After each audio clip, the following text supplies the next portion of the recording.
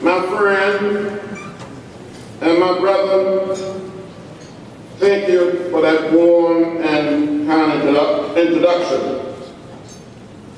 I want to thank all of you wonderful Democrats here in Virginia, all of the honorable elected officials, all of you active party members for finding a way to get in the way. Now, I have a prepared text, and something told me, don't use it, John. Just go for it. And that's what I'm going to do. I've been so deeply inspired just being here tonight. You're more than lucky, you're very blessed to have Jim Moran and Jerry Conley representing you in this part of the state of Virginia. It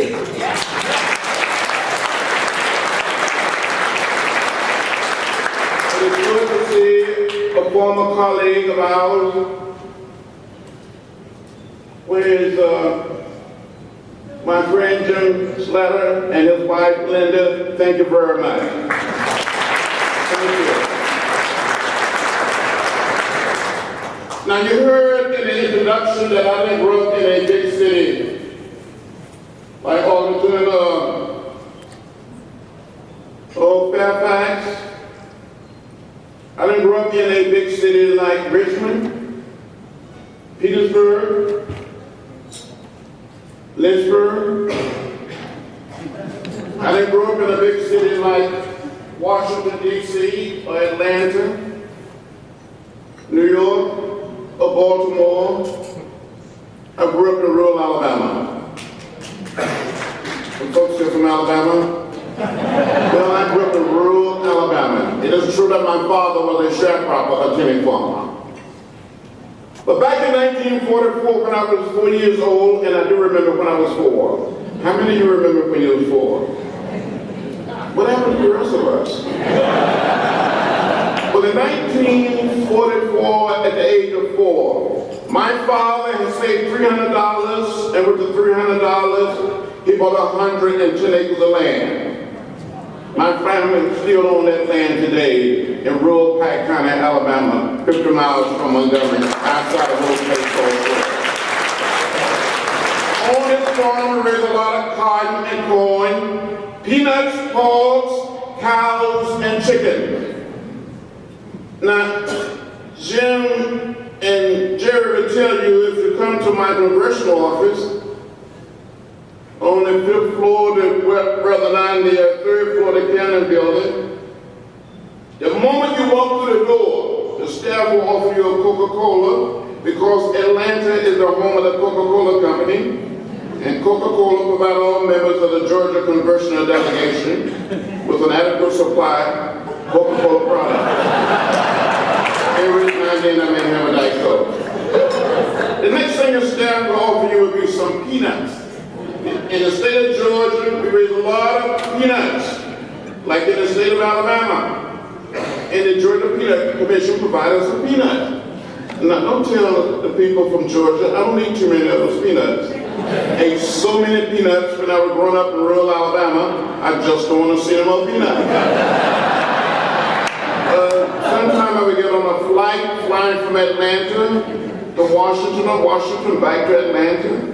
And the flight attendant tried to give me some peanuts. I said, no, thank you. I don't really care for any peanuts. I know you raise some peanuts, not in Northern Virginia, but in part of Virginia, you raise some peanuts.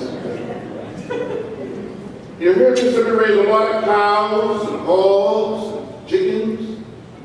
It was my responsibility on the farm to care for the chickens. And I fell in love with raising chickens like no one else could raise chicken. Any of you know anything about raising chicken? Did we have chicken for dinner tonight? And you don't know anything about raising chicken. Some of you know about Popeye, Bojingo,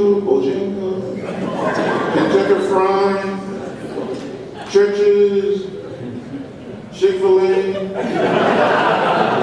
But you don't know anything about raising chicken. But let me tell you what I had to do as a young boy. I became very good at raising chicken. some of you can raise a lot of fuss. Some of you are good Democrats and you can have a lot of drama. But you don't know anything about raising chickens. What I used to do as a little boy when the setting here was set, to take the fresh eggs and mark them with a pencil, place them under the setting hen, and wait for 3 long weeks for the little chicks to hatch. Some of you may be saying, now John Lewis, why do you mark those fresh eggs with a pencil before you place them under the setting hen? Well, from time to time, another hen will get on that same nest, and there will be some more eggs. Yet, baby, to tell the fresh eggs from the eggs that were already under the setting hen. You follow me? You don't follow me, it's okay. So when these little chicks were hatched out of food he said in here, I would shit on these setting hens. I would take these little chicks and give them to another hen. Or put them in a box with a lantern, raise them on their own, get some more fresh eggs, mark them with a pencil, place them under this setting hen, and encourage the setting hen to stay on their nest for another 3 weeks. I kept on fooling these setting hens and cheating on these setting hens.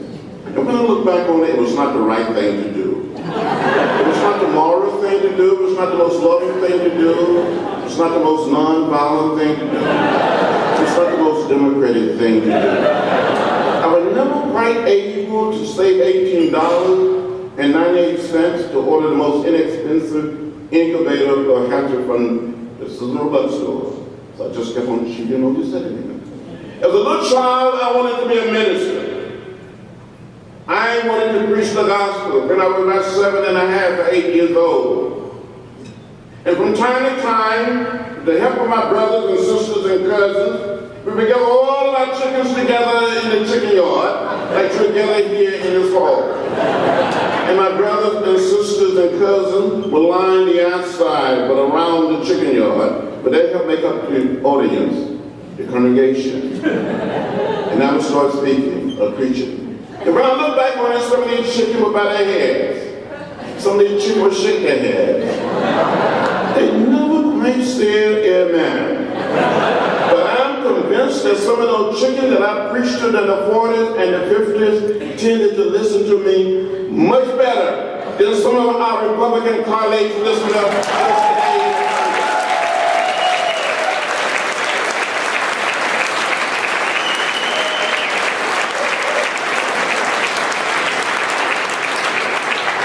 Some of those chickens were a little more productive than these that produce eggs.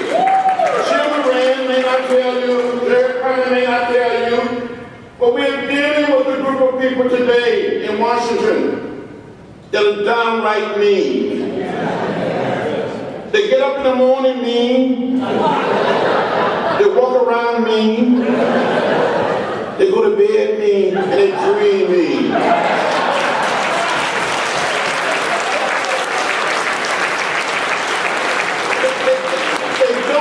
In government. Why should you run for an office? If you don't believe in service, if you don't believe in the government, we should be about the business of building and not tearing down. As Democrats, we should be about the business of bringing people together and creating that sense of community where no one is left out or left behind because of their race, their color, their nationality, or sexual orientation.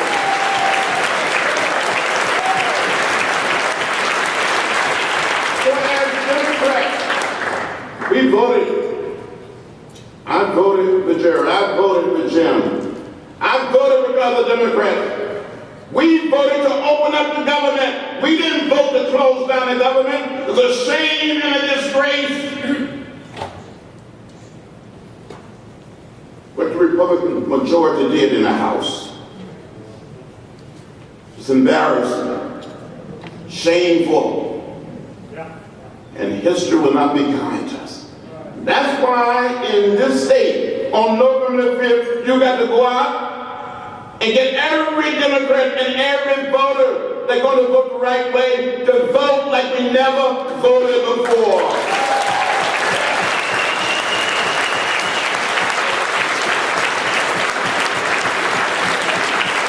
We must mobilize, you must organize. No, during the 60s, we didn't have email. We didn't have a fax machine. We had an old memory machine. Never heard it.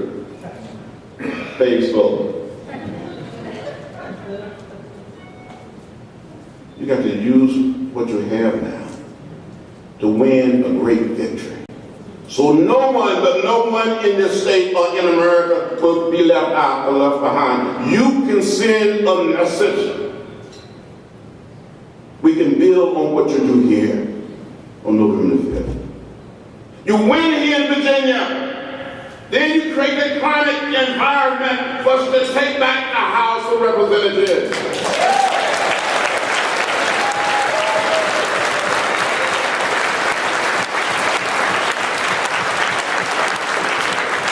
You voted for Obama in 08, 012.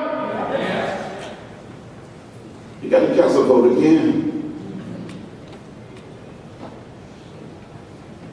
We got to save this little nation of ours. Save this little piece of real estate. We call it the House of Representatives. But a few weeks ago, it felt like the house of madness.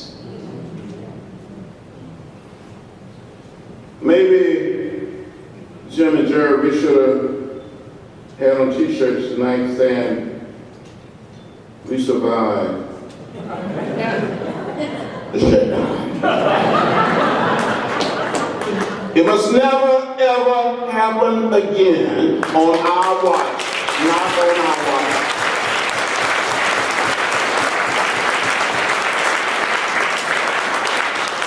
Now I know in the state, like in the state of Georgia, Alabama, Mississippi, Ohio, Arizona, Pennsylvania, they're trying to make it harder. North Carolina, trying to make it harder and more difficult for people to cast a vote. We need to push back. I think sometimes we're just too quiet. Some of you have been making some noise. You got to make more noise. The vote is precious. It is almost sacred. It is the most powerful non-violent tool we have in a democratic society, and we must use it, protect it, fight for it, stand up for it.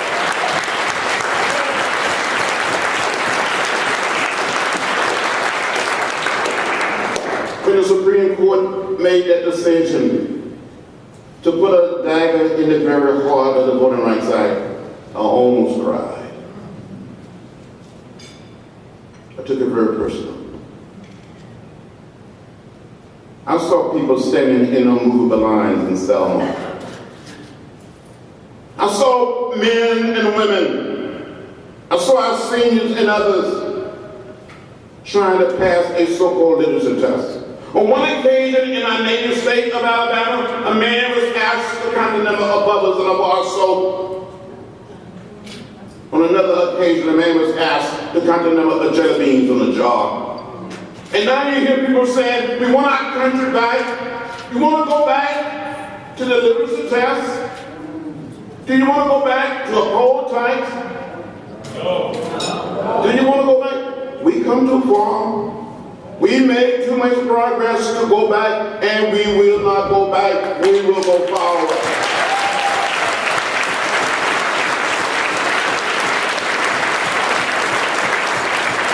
On better Sunday, March 7, 1965, a little more than 48 years ago, we were trampled by horses, tear gas, and beaten. Left bloody, had a concussion at the bridge. I thought I saw death. I thought I was going to die. But I did survive. But some of our people did not survive. I did live to see Lyndon Johnson sign the Voting Rights Act in 1965.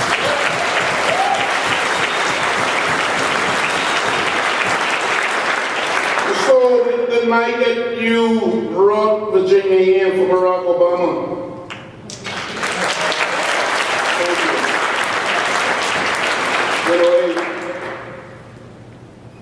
And when he was declared the winner, I cried. I cried and cried. And Tom Brokaw of NBC News came down to Atlanta to interview Dr. King's sister, and also to interview me, and said, John, we noticed you were crying so much the night of the election. So you're crying so much, what are you going to do when he was inaugurated? I said, well, Tom, if I have any tears left, I'm going to cry some more. And that's what I did. As he was taking the oath of office, I looked past him. I started thinking about Martin Luther King Jr. And I started thinking about Bobby Kennedy, President Kennedy, and Lyndon Johnson, and other great Democrats, and hundreds and thousands of people who marched, who suffered, found in jail. We have a legacy to uphold. And we cannot be still. We must find a way to get in the way and make some noise. Yes. And I'm going to be watching you. Really. I'm just, right over the river there. And I'm going to be watching. You must, in Northern Virginia, you must do everything. Make Terry the next governor.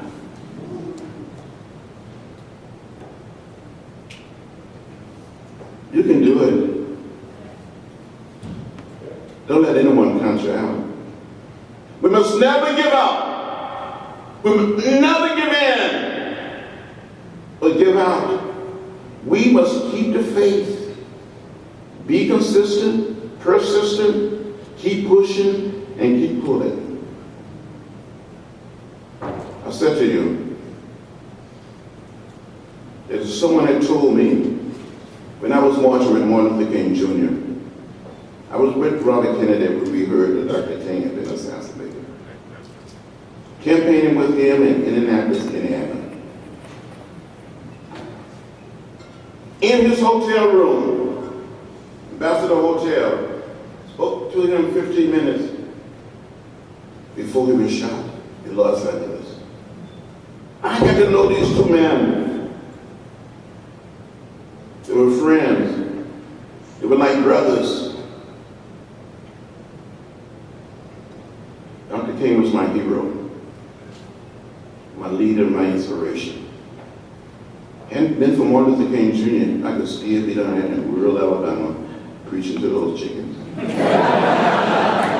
I remember meeting Robert Kennedy in June of 1963, and this man said to me, John, I now understand you, the young people, the students that taught me something. He became committed. Meeting President Kennedy in late June of 1963. And on the day of the March on Washington, this young president invited us all back down to the White House. He was beaming like a proud father. We were so pleased that the march had gone so well. He stood in the door of the Oval Office and greeted each one of us. He said, you did a good job, you did a good job. And when he got to Dr. King, he said, and you have a dream.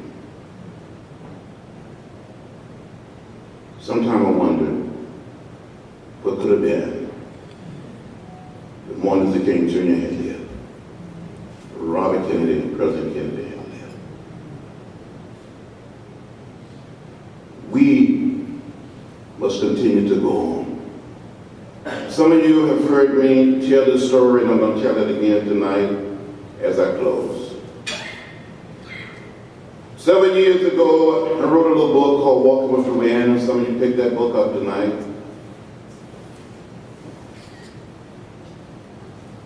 It's based on a story, the story of my life.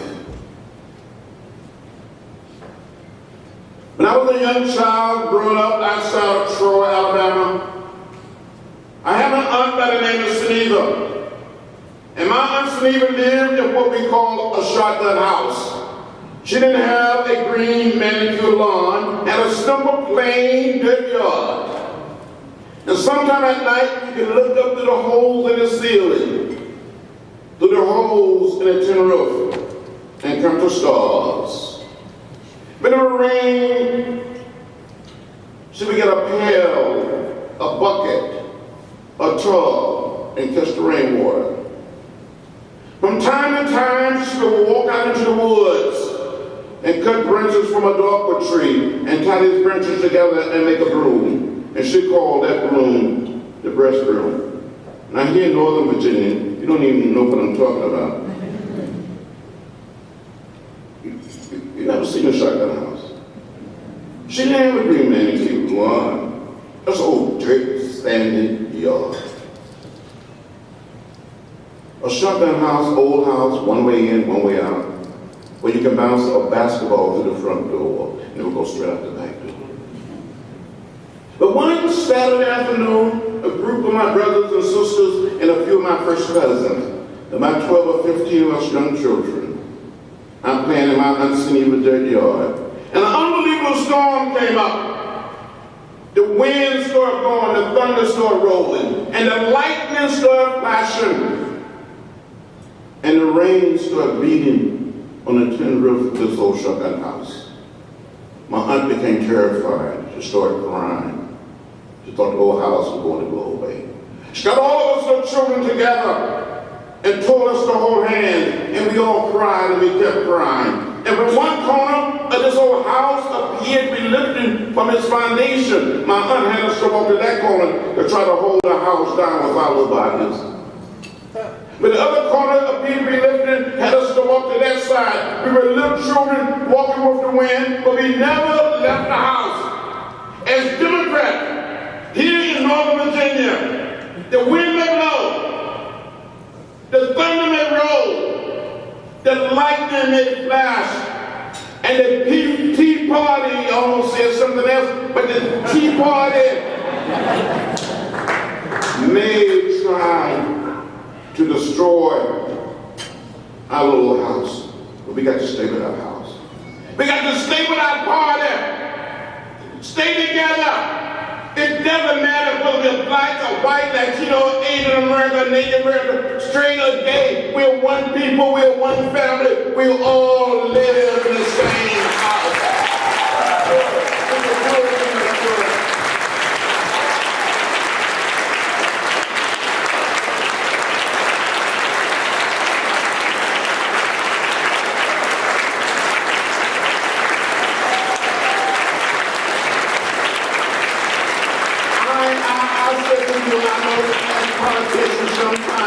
Politicians, we're afraid to use certain words. We're afraid to say, I love you. What's wrong with love? Doesn't mean that you're. I've had so many people in recent weeks and months just walk up, they're black, they're white, they're Latino, they're Asian American, and they say, I love you. Say what you tonight said, I love you. What's wrong with saying, excuse me? What's wrong with saying, I'm sorry? Can we be friends? Can we be brothers and sisters? Jim and Rand will tell you. Jerry will tell you on the floor of the house from time to time. I said, how you doing, my brother? How you doing, sister?